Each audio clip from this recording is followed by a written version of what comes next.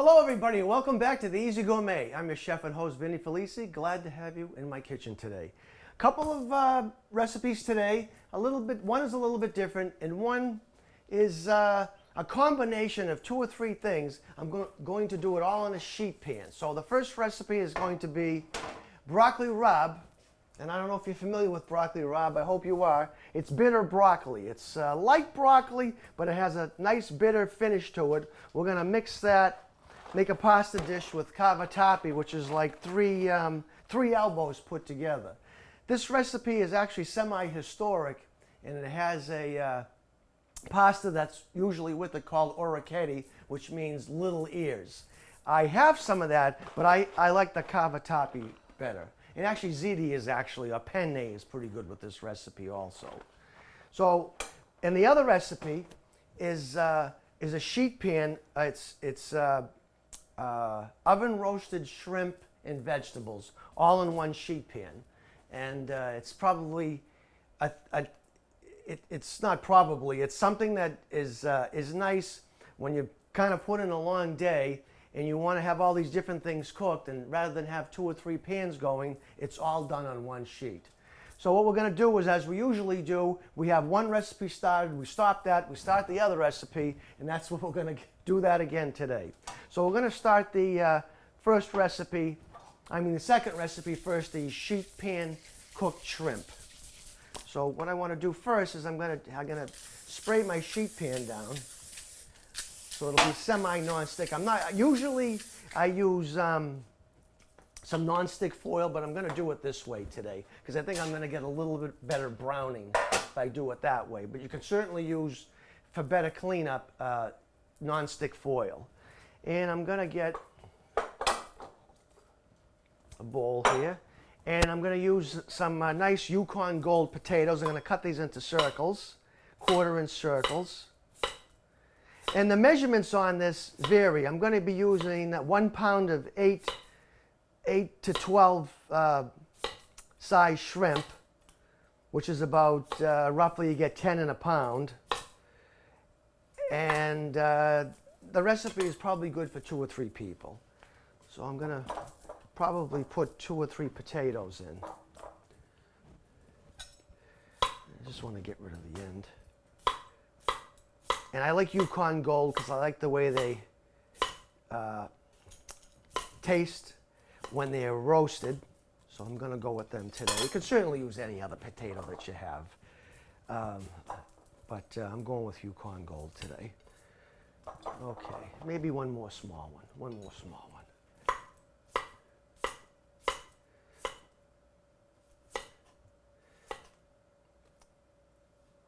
Okay, we get rid of that. And the other thing I'm going to be using in this recipe is shallots. And I'm going to coarsely cut these shallots. Just get the paper off.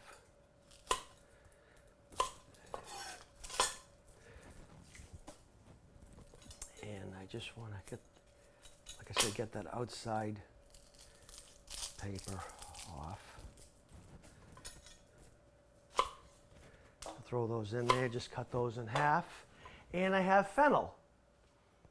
And fennel is that kind of licoricey anise vegetable that's sometimes eaten after a meal as a kind of a digestive kind of thing. But we're going to actually cook that today. Just going to take the fronds off, and I'm going to use this in our recipe today. Just cut some wedges. This is very nice roasted. Actually, it's very nice roasted with salmon, but we're going to be using it with shrimp today. So we're going to put that in there, and I think that may be enough. I have another one. Maybe I'll just throw another potato in for good measure. Why not? I already had them set out. I'll throw that in. Get rid of the end. I'm going to use a little salt and pepper here.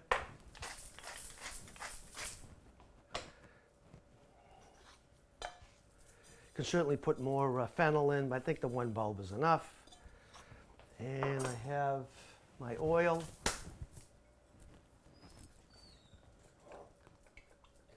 I have my oven preheated to 425. I'm just going to mix this up. I'm going to toss this in there until they brown. Then what I'm going to do is I'm going to turn them over and add my shrimp. And this whole thing is probably going to take about 20 minutes to a half hour. And the shrimp is only going to be in there about 8 minutes because the temperature is going to be in the 400s. So we just want to spread this out.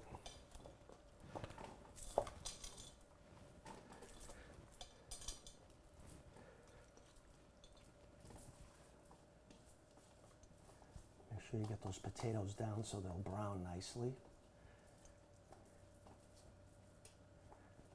And that is that. Just let me wash my hands quick.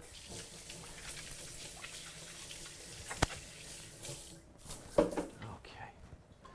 So we're going to set that in our oven at not the very lowest shelf, but the next up.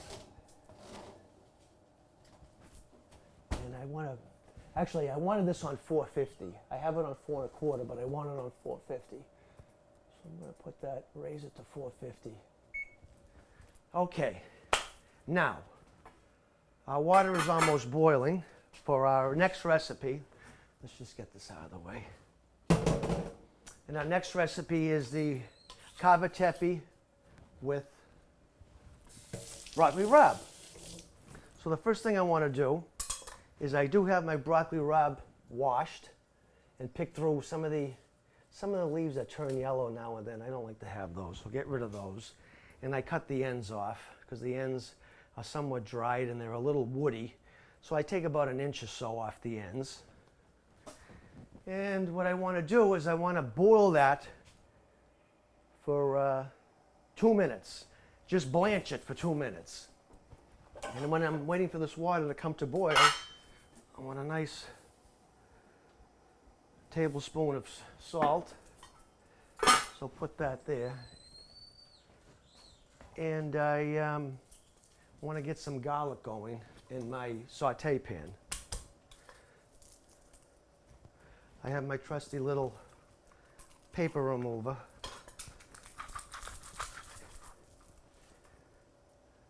And I'm going to go with 5 cloves. You can certainly use as much as you want, but I'm going with 5 today.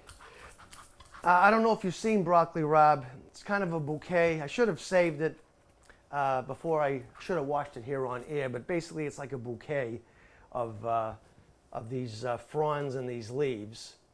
You have like the broccoli part and then the rape part, which is the bitter part. This is a little more tender than regular broccoli, but both the stem and the tops are a little more way bitter. But I mean, it's kind of an acquired taste. But when it's put together in this dish, it's actually quite popular, not only in Europe, but here in the States.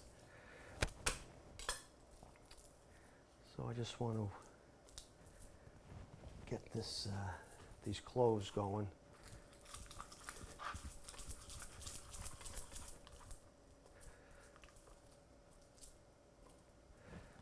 If anybody wants to say hello to the Easy Gourmet, they can shoot me an email at wpmc.easygourmet@gmail.com, or you can say hello to me on Facebook at the Easy Gourmet Vinnie Felici. So I don't want to start my garlic until my pasta is in the water. So let's see how our water is doing. Okay, our water is boiling, so I want to blanch our broccoli rabe for about 2 minutes, 1.5 minutes to 2 minutes, in salted boiling water. And when I do that, it's still going to have a little crunch left to it. If you're not into vegetables that are being crunchy, you can certainly leave it in a little longer. We are going to saute this, so it's going to soften up a little, but 2 minutes is enough. So right now I have 424, so at 426 I'm going to take that out and I'm going to put it in a bowl just to hold.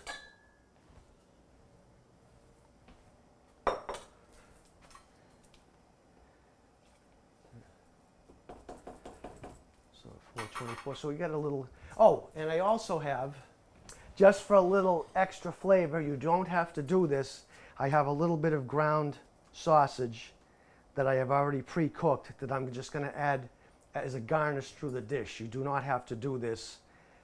This is sweet sausage. Some recipes you'll see if you look this up on the internet or go into a cookbook, they use spicy hot sausage or andouille sausage or even kielbasa, anything like that. This is just regular plain sweet Italian sausage.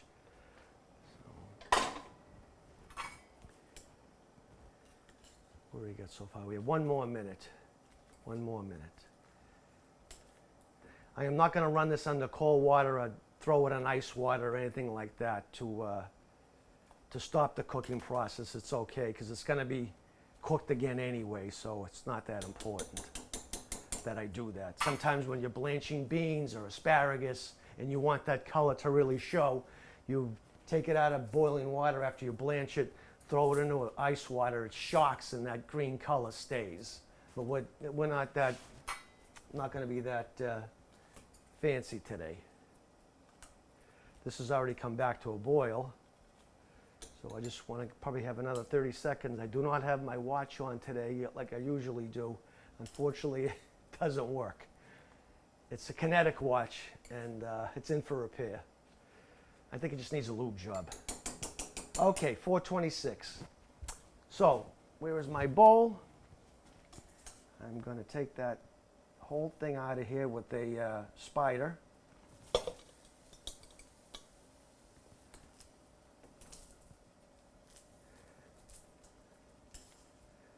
And I'm going to keep the water boiling.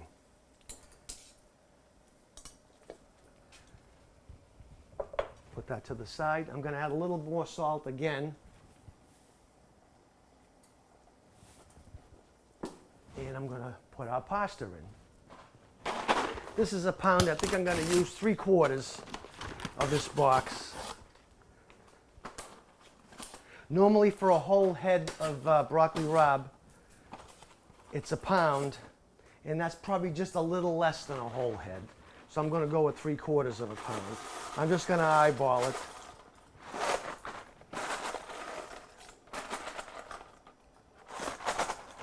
And we'll put this to the side. And now I just need to cook this. Okay. While we're waiting for that, I'm going to just have my garlic on low. I think it'd be safe to put on low. On the smaller burner, just to get things moving here. So I'm going to, there's my oil here.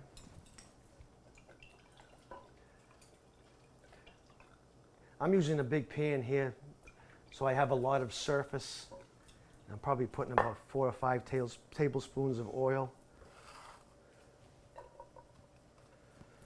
I just want to get that garlic in there. Leave that to the side. I'm going to add a little salt to that so the garlic sweats and cooks at the same time.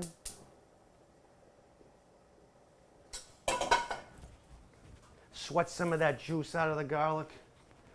So just a little bit of salt. See how our pasta's doing. We want to take it out al dente because we're going to be putting it back in here with the vegetable, with the broccoli rabe. I'm going to use a little bit of pasta water, which I'm going to reserve right now.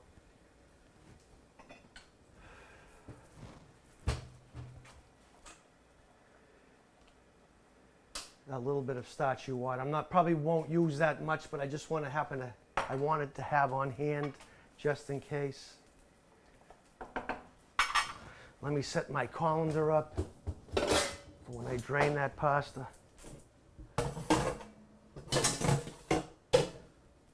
And so while we're waiting for that pasta to cook, the cavatappi, we have a nice Pinot Grigio to go with these 2 dishes today. And I'm just gonna have a little splash right now, only because you may not believe me or you may believe me, it's about 100 degrees in this kitchen.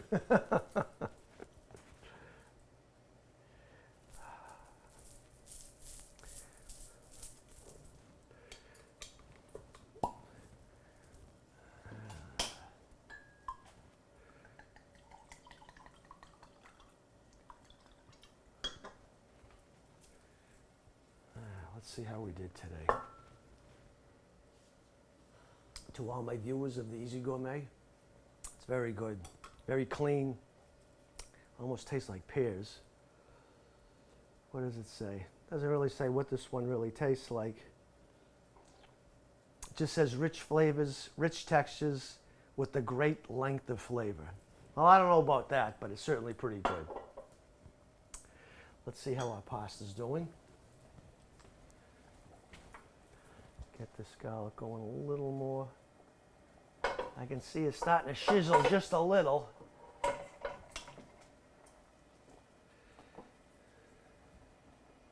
Nope, a little more. I can tell it needs a little more. Oh, why don't we take a break while I clean up, and hopefully the pasta will be pretty close to being done. Okay, so I think our pasta is good enough. It's al dente, which means to the bite, not El Dante, who's some character from an O. Henry novel. So yeah, it's good. This guy's a little bite, so I'm gonna shut that down. I'm gonna drain that.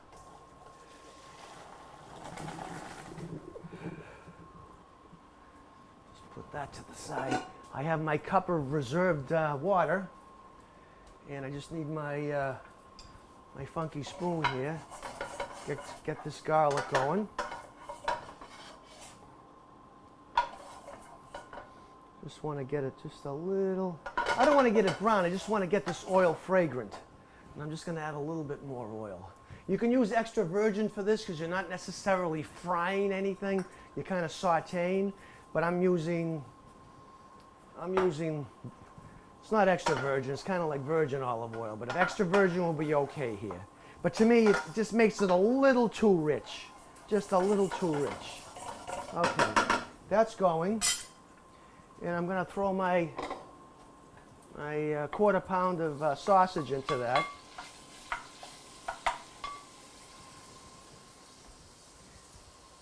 If you want to, you could throw some hot peppers into this right now and saute those a little. And I'm going to put my greens in. There's a little bit of residual water in there, that's okay. And I noticed that some of the stalks, I probably should have cut them down, are a little too long. Let's just shorten those just a little.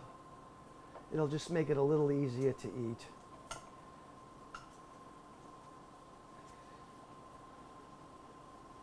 Should have done this beforehand, but it's okay. No harm done. Again, it's sweet sausage. You can use hot sausage or any kind of sausage that you like. Right now would be the time to throw some hot peppers in and blast those right over the oil to release some of that heat. But I'm not going to do that today. But this will be the time to do it. I'm just going to blast this now. And I'm going to get our pasta in there.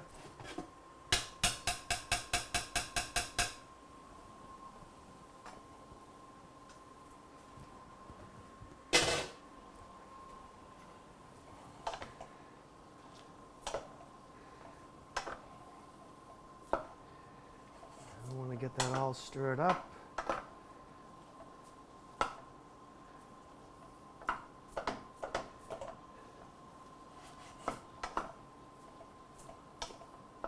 Believe it or not, there are a couple of restaurants here in Woburn that sell this dish, and they do a nice job with it. They do a very nice job.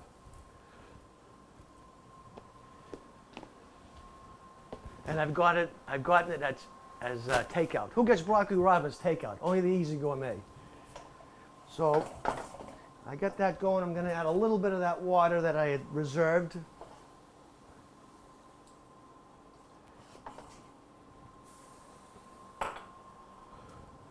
I have this on a smaller burner, even though it's blasting. I just don't want it to burn anything here, so this stove, this range can be a little temperamental. Gonna go with a little bit of black pepper.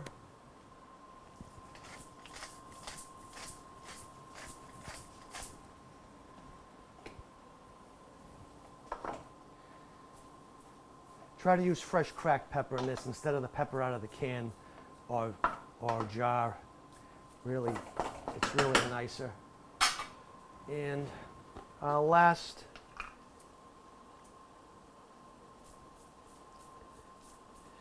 touch is a couple of tablespoons of Romano cheese or Parmesan. This happens to be Romano. I'm going with 3 heaping tablespoons.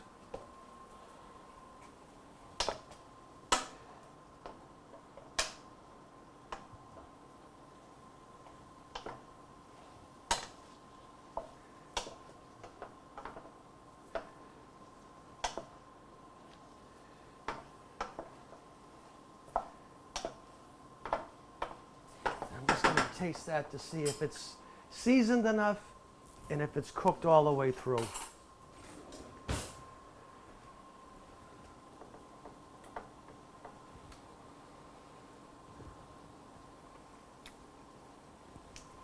Beautiful. So we're going to shut that down. And I think I might just leave it in the pan for now.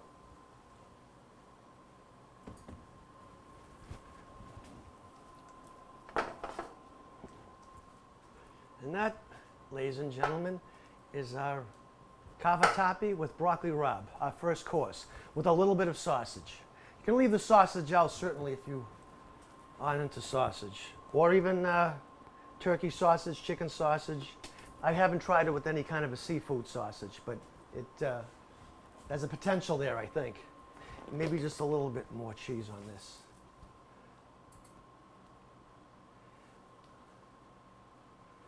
That's that. Okay, now we have our our shallots, our fennel bulb, and our potatoes roasting. And we have our shrimp that I have a pound here. And they're cleaned, and I did not devein them, so I need to devein them. But what I do is, I have a pair of spring-loaded scissors here. So what I do is I put that through. You can use regular scissors or even a paring knife. Put that through the shell. And then I grab the shell at the very end with my index finger and my thumb. And I'm able to keep that little piece of shrimp there instead of pinching it off. I just think it makes it look a little better. You're not really losing anything if you just take it, like pull the shell off, you're gonna lose that little piece, but I like to leave it on. I just think it makes a little nicer present. Look, I did a nice job on that one. And I like to take that off and have that show at the end instead of leaving shell on. I am not into, I don't know how they do it, but sometimes you get shrimp and the end of the shell is still on. I say, why? I say, why do they do that? I don't understand. So to get that other, the top is the intestinal tract, and I'm not sure what is on the inside of the shrimp, but I'm gonna take that out anyway. Oop. So I just need a receptacle to put them in. So I'm gonna do that quickly. I should have done this before, but it's okay. What I do is I take where the head was of the shrimp, have the knife flat in my hand with the sharp part of the blade forward, and then I just go in with the point of the knife, about 1/4 inch, and take that little, whatever that is. And I'm not saying you can eat it from what I hear. what I've read, what chefs say. I just think they're too lazy to take it out. But I just want to take it out.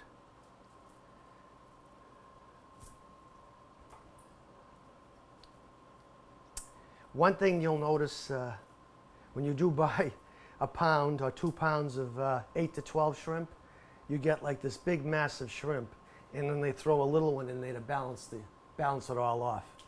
And I think I've said this before. It is kind of funny when you're at the supermarket and 8 to 12 shrimp or 16 to 20 shrimp are on sale. And so all they do is the fishmonger, all he does is opens up the bag, puts it into the display, and then they sell it for a discount. But people are catching on to this, that the sign will say jumbo shrimp, but then you get all these little shrimp in the bag because that, and they'll say like, okay, I don't mind, I like the fact that they're on sale, but I'm paying for these little ones, and it's supposed to be jumbo.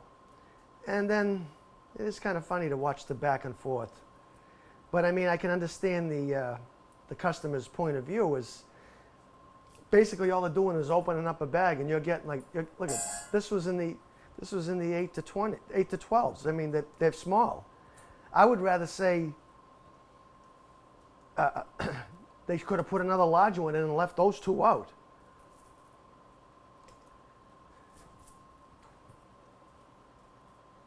But I don't know. That's just the way it is with shrimp.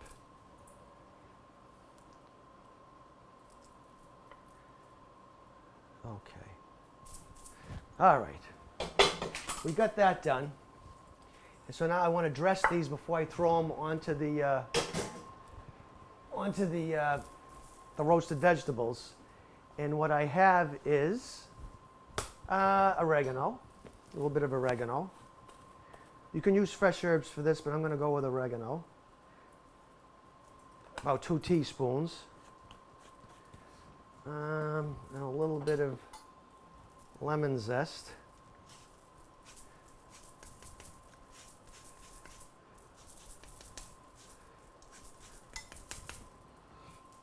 And a little bit of salt. And a little bit of black pepper. And a little bit of oil.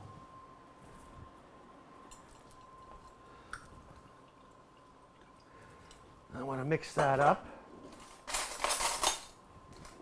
I mean, you could go crazy here. You could put dry rub on this.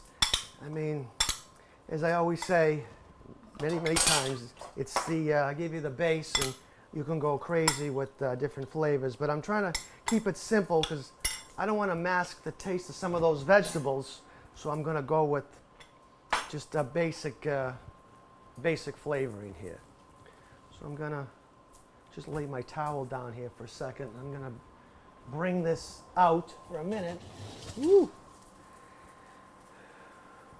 I need the Elton John windshield wipers on my glasses.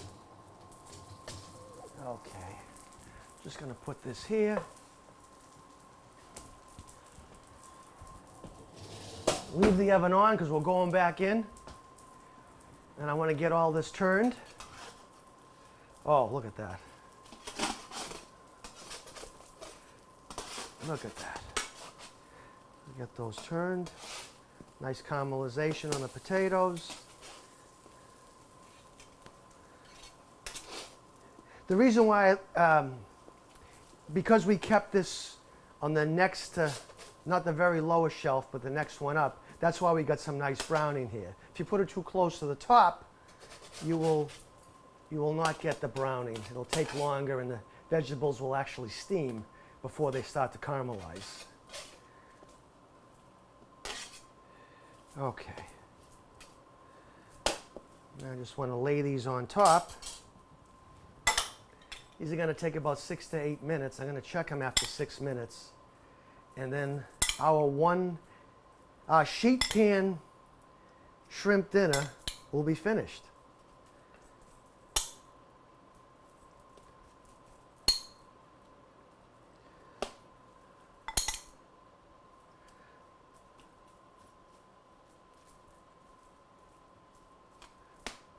few more shrimp probably wouldn't have been that bad on here, but this still looks pretty good.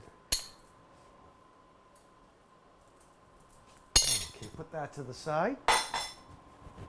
And back into our oven for 6 minutes. So it's 448, 4950, so 454.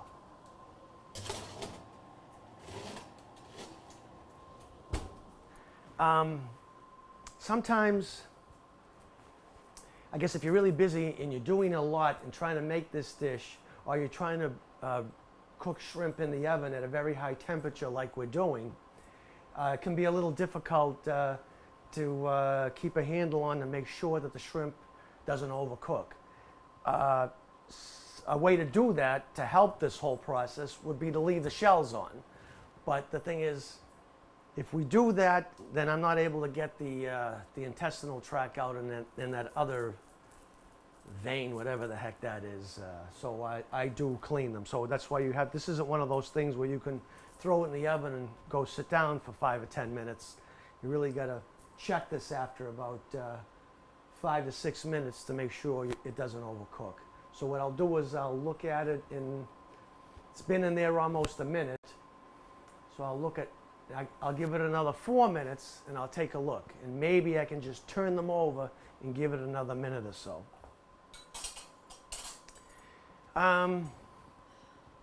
Well, while we're waiting, I guess maybe, I don't know, you have any suggestions?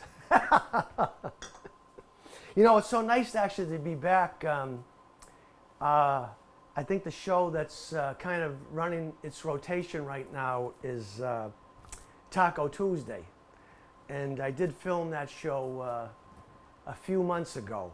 Unfortunately, there's been some episodes of COVID around the Easy Gourmet area, so we've had to postpone a bunch of times, but everything is A-OK now. So that's probably the reason why that some of the same shows have been on, not as like usual. There's one every few weeks. There's a new show, but we're just moving along now. And I think, I'm not sure, and I'm not going to make any promises, but I think the next show is our annual tailgate show.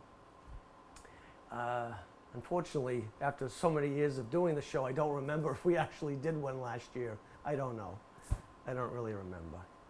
So I know a couple of times we did cook out last year. I cooked outdoors, and there was like a monsoon. So usually either there's a monsoon or it's 150 degrees on the deck.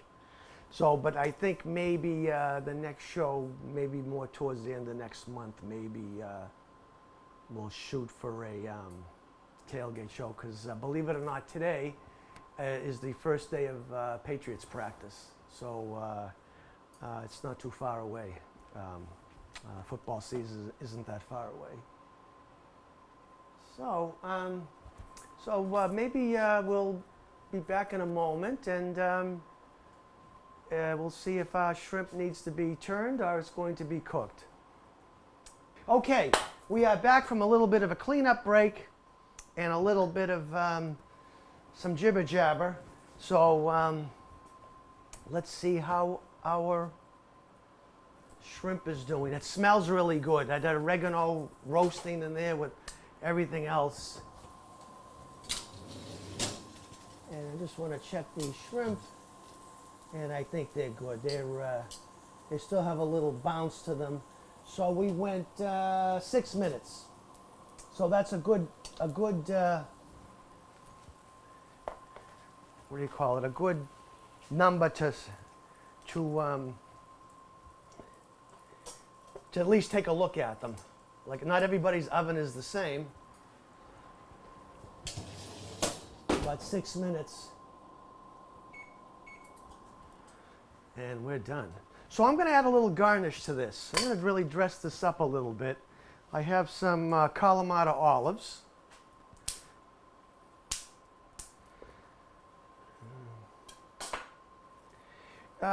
If you prefer, or if you Kalamata olives is something you really like, you could throw these in and roast them with the rest of this. but I tried it, and just bear with me here. I tried it, and I didn't really like hot olives. I know that's a big deal. It's like sometimes they heat up olives in the pan and put them on bread and stuff like that, but I didn't care for it. So the two garnishes for this are Kalamata olives. These are pitted. So all I'm going to do is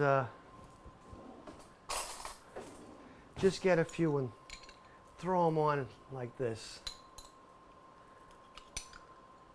Like I say, you can certainly throw these on and roast them along with everything else when we put the shrimp in. But I didn't care for it, so I like it this way.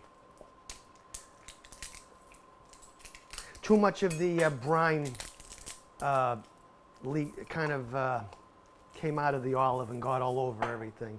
And this is just a little bit of feta cheese. I know people are going to say, you're putting cheese with seafood, which is not allowed in Europe, but I just think it kind of is nice on here as a little garnish. The little briny saltiness of this cheese, I just think is nice. And again, you could put this in and roast that instead of putting it on as a garnish. And since we have our lemon already kind of used a little, just put that there, put that there,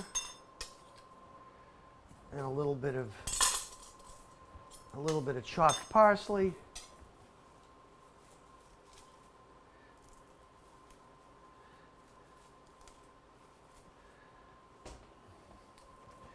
Just a little bit. Actually, unfortunately, I grew a lot of parsley in my garden beds that I have right below here on my deck, and the animals ate it down they ate it. There isn't anything left. All there is this. All I have is a bunch of these. So I had to actually buy parsley today. Everything was going great. Now that everything has kind of started to ripen and really ready to harvest, the critters have come in and defoliated it like it was a war zone. So just a little bit of parsley here. Now I'm going to add a little bit of extra virgin olive oil to finish.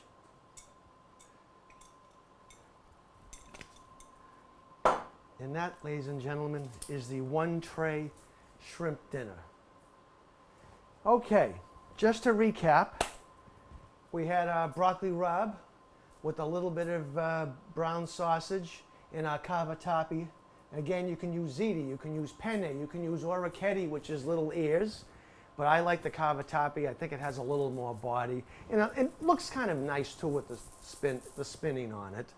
And this is our one tray shrimp dinner with roasted potatoes, roasted fennel, roasted shallots, garnished at the end with a little bit of feta cheese and some Kalamata olives. And I guess that's it for today. I'd like to thank Lauren Coleman and Kevin Beckett for running the cameras today. Appreciate you guys coming over today. And I'd like to thank our gracious sponsors, Gibson Sotheby's Realty, Liquor Junction of Woburn, Reading, Winchester Center, and Somerville, Mooney Dental here in Woburn, and last but not least, our most gracious sponsor, Hillside Florist, 888 Main Street here in Woburn. Thank you, Charlie, for a nice bouquet of flowers. It's really very summery, very nice. So again, to all my viewers at the Easy Gourmet, good health and good cooking. See you next time. Easy Gourmet is sponsored by Liquor Junction of 345 Washington Street in Woburn. Other locations include 1 General Way in Reading, 632 Main Street in Winchester, and 14 McGrath Highway in Somerville. Gibson Sotheby's International Realty. Hillside Florist, located at 888 Main Street in Woburn. And Mooney Dental.